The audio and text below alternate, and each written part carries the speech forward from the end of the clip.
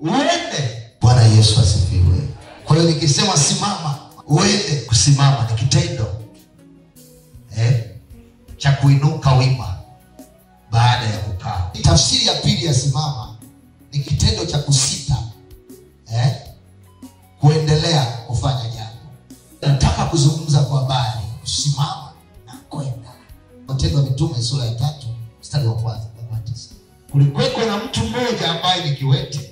Mavu huyo mtu, kazi yake yeye ilikuwa ni kuomba sadaka kwa wale wanaoingia ndani ya hekalu. Mtu akijisikia kufanya jambo jema, basi anampa sadaka. Siku moja Petro na Yohana walipokuwa wanaenda hekaluni kusali, walipofika karibu na ule mlango wa hekalu, kama ilivyo kawaida ya huyu ombaomba, akawatazama. Alipowatazama, ndani ya moyo wake akitarajia atapata kitu kutoka kwao. Na inaonyesha alichokuwa anakitarajia ama pepo ama.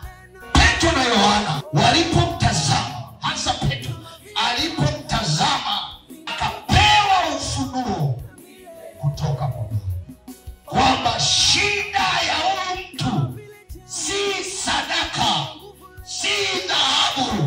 Huyu mtu ana tatizo. Sasa kawaida ya Mungu kushughulika na chanzo cha tatizo, anajibu zaidi ya maombi tunayoomba sisi. Maana wakati mwingine hatujui kuomba.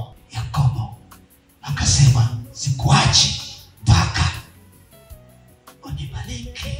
Sijui wewe unaomba nini, sijui unaomba nini. Petro akapewa ufunuo kwamba shida ya huyu mtu sio sadaka, sio dhahabu. Huyu mtu tatizo lake ni ulemavu alionao, ndio unaomba shida. Maana yake jicho la Mungu lilienda zaidi ya matarajio ya yule mwombaji aliyokuwa anaomba. Alipomtazama akaona shida ni ulemavu wa miguu alionao. Shida sio fedha. Bwana Yesu asifiwe.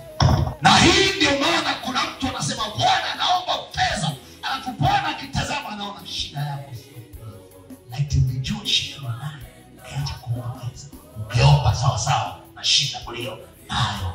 Na hapo ndipo kuna umuhimu wa kusema hivi, simama uende. Maana hujui kilichokukalisha chini ni kitu gani. Sijui kama kuna mtu anaelewa. Bwana Yesu asifiwe. Sijui kama kuna mtu ameanza kuelewa. Biblia inasema, tusome hapo kidogo tupate utamu zaidi. Lakini Petro akasema, mimi sina fedha wala dhahabu, lakini nilicho nacho ndicho nikupacho. Kwa jina la Yesu Kristo wa Nazareti, simama uende. Akamshika mkono wa kuume, akamwinua. Mara nyayo zake na vifundo vya miguu yake vikatiwa nguvu. Ajui nini kinaenda kutokea, lakini akaambiwa, tutazame sisi. Nami niko mbele yako leo, nasema nitazame. Maana kuna vitu vitaenda kusimama na kwenda. Haijalishi ilishikwa, kukalishwa mahali pamoja. Haijalishi. Nasema tayari nimisha ya kazi ya macho. Maeneo ambayo kuna vitu vimekaa haviendi, lazima vitasimama na kwenda katika jina la Yesu. Ya Petro anaonyeshwa chanzo cha tatizo. Mlemavu anaona kupokea fedha kutoka kwa hao watu kama alivyozoea kupewa fedha siku zote. Si kila kupaye fedha ndio anakusaidia. Ni kweli akakubali kuwatazama. Maana kutazama na kuangalia ni maana moja. Haleluya.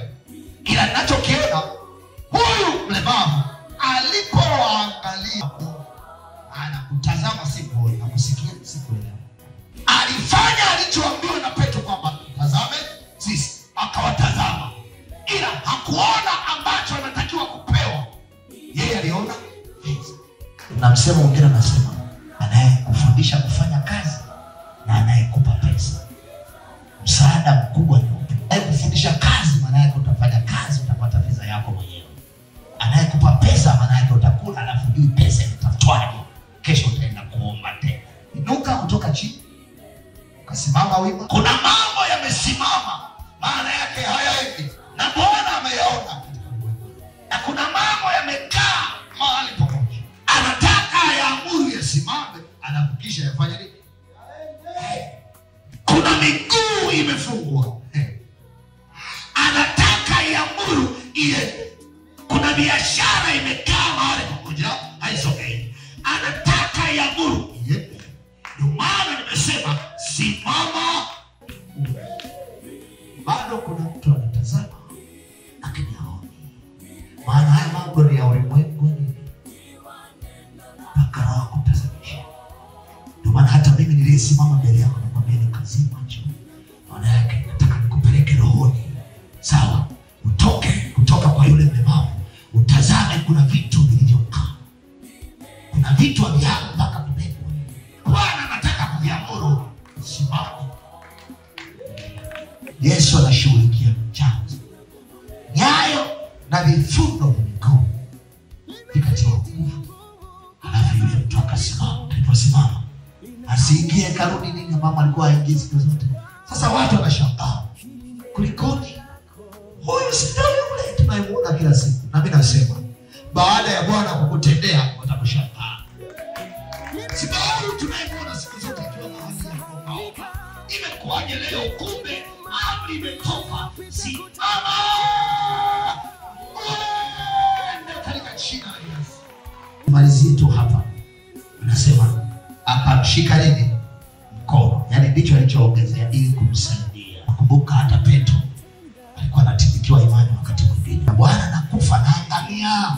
Alichofanya Yesu kumshika mkono, maana yake kumtia nguvu. Yohana tu.